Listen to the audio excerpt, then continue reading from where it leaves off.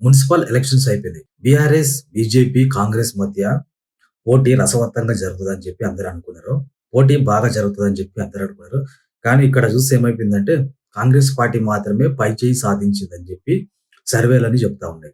So, 50% పైగా vote share Congress party గెలుచుకుంటది. బీఆర్ఎస్ పార్టీకి కొంచెం పెరిగింది. ఎందుకంటే రేవంత్ రెడ్డి మీద ఉన్న ప్రజా వ్యతిరేకత వల్ల కొంచెం పెరిగింది. సో, బీజేపీ పార్టీ అసలుకు పోటీనే లేదు. నిజామాబాద్ ఏరియా, ఆదిలాబాద్‌లో మాత్రం కనీసం పోటీ ఇచ్చింది. కరీంనగర్‌లో అసలుకు పోటే ఇవ్వలేదు. బండి సంజయ్, ధర్మపురి అరవింద్ ఉన్న ఏరియాలలో మాత్రమే గెలిచే అవకాశాలున్నాయి. ఎందుకు అంటే బీజేపీ నాయకత్వం సరిగ్గా లేకపోవడం. సో, బీజేపీ అధ్యక్షుడు ఎవరో తెలియని సతమతంలో కార్యకర్తలు ఉన్నారు. సో, ప్రచారం గూడా పెద్దగా చేసిందేమీ లేదు. కాంగ్రెస్ స్వయంగా సీఎం రేవంత్ రెడ్డి రంగంలోకి దిగిండు కాబట్టి చాలా వరకు గెలిచే అవకాశాలున్నాయి. ఇంకోటేందంటే బీఆర్ఎస్ ఏందంటే వాళ్ళ అవినీతి అక్రమాలు, వాళ్ళు చేసిన దందాలలో ప్రజల్లో ఇంకా వ్యతిరేకత ఇంకా ఉంది. ప్రజలు బీఆర్ఎస్‌ని ఇంకా మర్చిపోలేకపోతా ఉన్నారు. ఎందుకంటే సిద్దిపేట్, గజ్వేల్‌లో హరీష్ రావు మీద దాడి ఏ విధంగా చేసిరో చూసారు.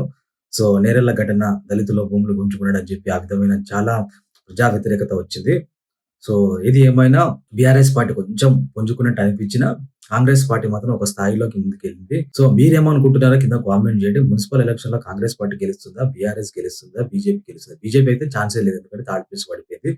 సో, ఆప్షన్‌గా పెట్టుకోవద్దు. సో, బీఆర్ఎస్, కాంగ్రెస్ మధ్య ఎవరు ప్రజాభిప్రాయాన్ని చొరగొన్నారో, ఎవరు ప్రజల మనసులు గెలుచుకున్నారో, సో, బీఆర్ఎస్ పార్టీ కొంచెం పైచేయి సాధిస్తుందా? లేకపోతే కాంగ్రెస్ ఆధిక్యాన్ని రేవంత్ రెడ్డి ధాటికి బీఆర్ఎస్ పార్టీ తట్టుకోలేకపోతుందా? సో, సర్వేలు మాత్రం కాంగ్రెస్ పార్టీకే చెప్తున్నాయి. బీఆర్ఎస్ పార్టీ ఇంకా కోలుకోలేని స్థితిలోనే ఉంది. సో, బీఆర్ఎస్ పార్టీ కూడా ఇంకా వచ్చే ఎలక్షన్‌లో కూడా ఇంకా చాలా కష్టపడాలి. ఎందుకంటే హరీష్ రావు సిద్దిపేట నియోజకవర్గం దాటి బయటికి ప్రచారానికి రాలేదు. సో, స్థానిక ఎమ్మెల్యేలు ఆ మున్సిపాలిటీలో ఉన్న ఎమ్మెల్యే మాత్రం ప్రచారం చేశారు. సో, కేటీఆర్ కూడా నియర్ బై ఏరియాలోనే ప్రచారం చేశాడు. సో, సీనియర్ నాయకులు, మంచి పాపులర్ ఉన్న నాయకులు మాత్రం మున్సిపాలిటీలోకెళ్ళి ప్రచారం చేయలేదు. సో, ఇది బీఆర్ఎస్ పార్టీకి దెబ్బ.